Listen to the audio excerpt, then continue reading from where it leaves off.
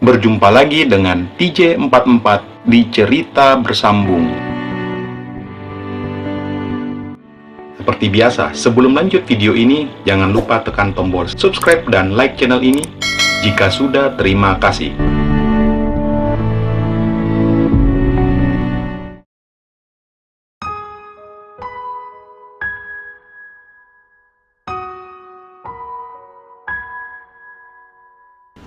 Tanti hanya mengangguk kaku. "Nah, kalian," ujar Indra, "ternyata sudah saling mengenal ya?" "Bu Tanti adalah dosenku, Pak," Dika menjawab, "tapi aku sudah sangat terbiasa memanggilnya dengan sebutan Umi."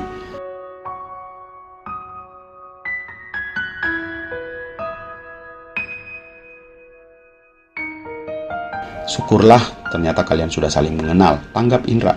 "Jadi tidak butuh usaha lebih untuk mendekatkan diri satu sama lain dengan status hubungan baru sebagai ibu dan anak, bukan?" Dika alias Halim dan Tanti alias Umi hanya tersenyum sambil menganggukkan kepala. Suasana menjadi agak canggung dan kaku, namun Indra memakluminya karena Dika dan Tanti berjumpa di tempat ini sebagai bagian dari proses perubahan status hubungan di antara mereka. Mereka kelak akan menjadi sepasang ibu dan anak. Mustahil jika keduanya tidak merasakan kecanggungan.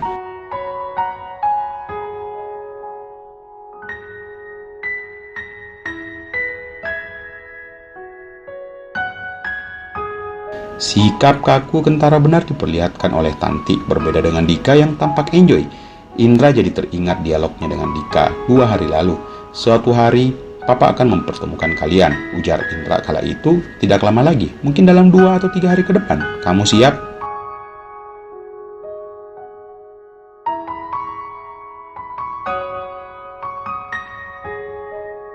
"Kapanpun aku siap," jawab Dika. Semestinya pertanyaan itu dilontarkan kepada wanita itu. Karena kendali keputusan ada di tanganku, maka dialah yang seharusnya mempersiapkan diri. Tapi aku berjanji tidak akan berbuat macam-macam. Aku ingin Papa memiliki seseorang yang menemani. Hingga saat ini, anggapan Dika tempo hari memang terbukti. "Kalian sedang berpuasa?" cetus Indra berupaya mencairkan kekakuan. "Kenapa tidak ada yang memesan makanan? Kita serahkan kepada kepala keluarga untuk memilih makanan," tanggap Dika. Lalu ia menatap Tanti. "Betul tidak, Umi? Bu Tanti." "Oh, setuju," jawab Tanti dengan agak tersendat. "Kamu benar, Dika." Indra menatap Dika dan Tanti secara bergantian. "Ada yang aneh, Pak?" ujar Dika.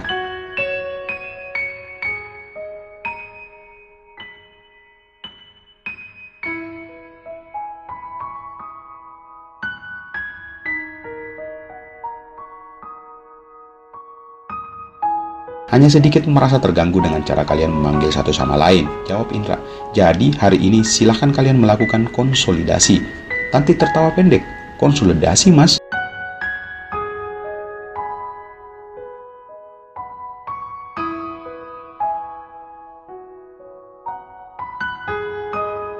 "Konsolidasi?" ulang Indra. "Silakan tentukan bagaimana kalian akan saling memanggil satu sama lain supaya tidak ada kebingungan seperti tadi lagi." Dika dan Tanti tertawa bareng.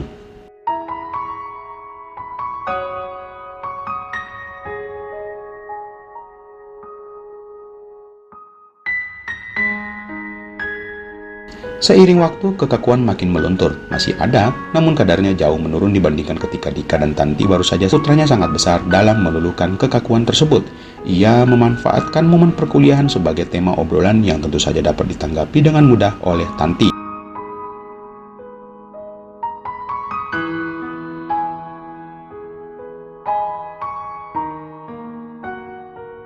"Akankah hubungan kalian akan tetap secair ini setelah resmi menjadi ibu dan anak?" tanya Indra dalam hati. "Kuharap begitu karena aku ingin kalian bahagia."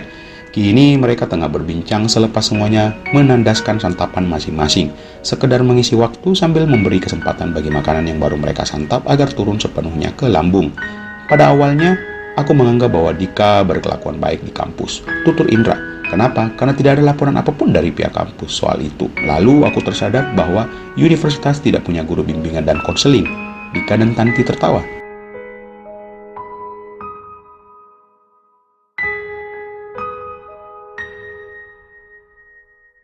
"Bagaimana?" tanya Indra menatap Tanti. "Apakah Dika memang bersikap baik selama di kampus?" "Tidak ada kasus berarti," Tanti menatap Dika, "kecuali masalah nilai." Nilaiku parah di mata kuliah yang diajarkan Umi, timpal Dika sambil meringis.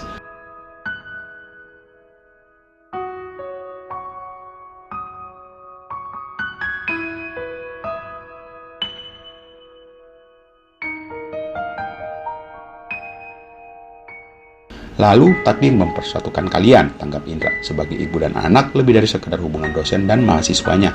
Kembali Tanti menatap Dika dan yang ditatap justru sedang melemparkan pandangan ke arah kolam ikan.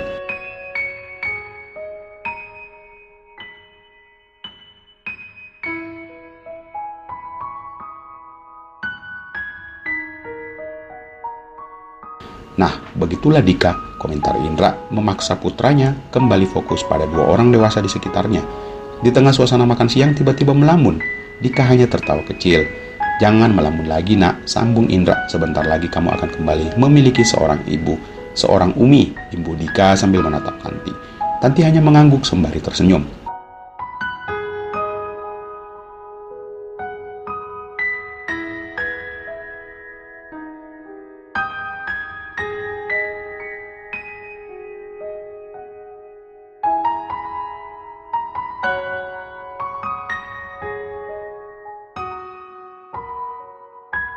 Indra bangkit dari duduknya. Kita pulang sekarang, putusnya. Sebentar lagi jam makan siang berakhir.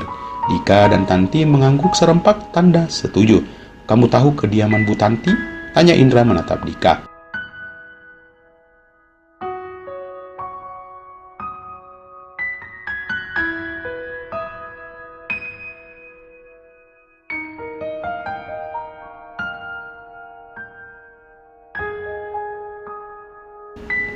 Papa harus segera kembali ke kantor, jelas Indra.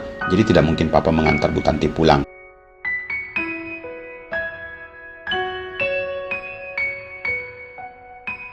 Aku menyarankan pertemuan kita dilakukan di saat jam makan malam. Dika agak merutuk, supaya Papa punya waktu yang lebih leluasa untuk Dika. Potong Tanti seraya menepuk pelan lengan kiri Dika. Kamu bisa mengantarku bukan?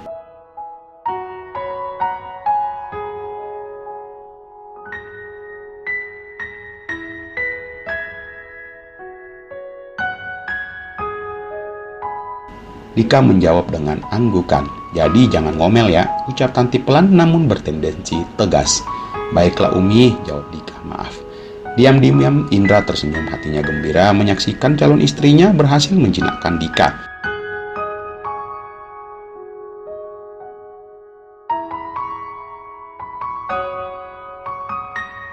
Presiden positif bagi keluarganya saat kelak Tanti telah resmi menjadi ibu baru Dika, bukan? Mereka pun berpisah. Lebih tepatnya, Indra berlalu sendirian dengan mobilnya meninggalkan Dika dan Tanti yang akan pulang bersama.